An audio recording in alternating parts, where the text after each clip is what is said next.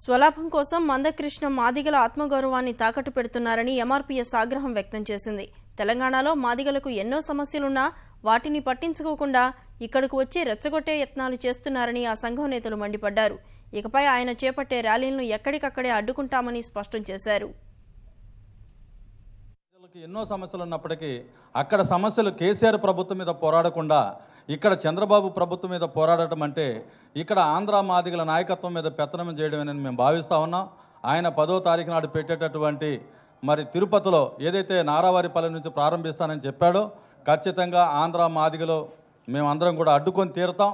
ఎందుకంటే 22 సంవత్సరాల సుదీర్ఘ ఉద్యమంలో ఎస్సీ వర్గీకరణ కంటే కూడా తన ప్రాబల్యాన్ని పెంచుకుంటూ ఈ జాతీయ ఆత్మగౌరవాన్ని అన్ని రాజకీయ పార్టీలకు తాకట్టు పెట్టిన వ్యక్తిగా భవిష్యత్తులో కూడా బ్లాక్మెయిల్ రాజకీయాలకు పాల్పడే విధంగా మందకృష్ణ నాయకత్వం ఉన్నది కాబట్టి మా ఆంధ్ర మాదిగలు తిరస్కరిస్తున్నారు.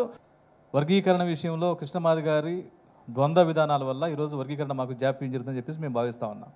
వర్గీకరణకు అనుకూలంగా లేనప్పుడు మరి జగన్మోహన్ రెడ్డి గారి ప్రత్యేక హోదా కోసం రాష్ట్ర వ్యాప్తంగా బంధుకు పిలిపిస్తే మాదీ జాతి మొత్తాన్ని కూడా కృష్ణమాది గారు ఆ బంధులో పాల్గొనమని చెప్పాడు. అంటే ఇక్కడ ద్వంద్వ విధానాలు.